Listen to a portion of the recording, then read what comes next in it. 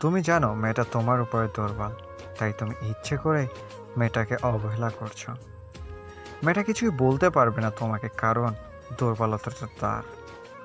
মেয়েটার phone receive না করে প্রচুর আনন্দ পাও তুমি। তোমাকে কলের পর কল দিয়ে যায় সে, তোমার তাতে থোড়াই কেয়ার। কল দিতে থাকো, তুমি মোবাইল সাইলেন্ট করে আরামে ঘুমাও। মেয়েটাকে যা তা কথা বলতে তোমার মুখে একটুও আটকায় না। মেয়েটা তার প্রতিবাদ করে না। তুমি কখনো ভাবো না তোমার কথায় তার কষ্ট লাগে কিনা। প্রতিদিন অসংখ্য অজুহাত দিয়ে মেয়েটার থেকে দূরে থাকো তুমি।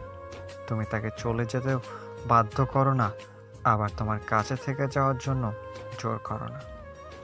আচ্ছা, সবসময় কি একইভাবে চলবে? মোটেও না। তোমার পিছে পড়ে থাকা মেয়েটাও একটা সময় বদলাবে। তোমাকে কল দেবে না আর।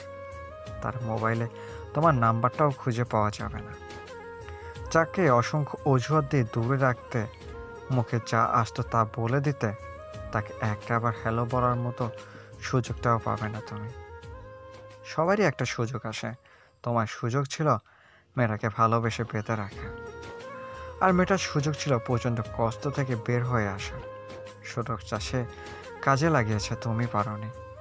দিন শেষে জিত কিন্তু তারই, আর তুমি জীবন নামক ফাঁকা মাঠে পড়ে থাকা এক হেরে যাওয়া প্লেয়ার। এই খেলায় কাউকে হারিয়ে দিয়ে জেতা যায় না।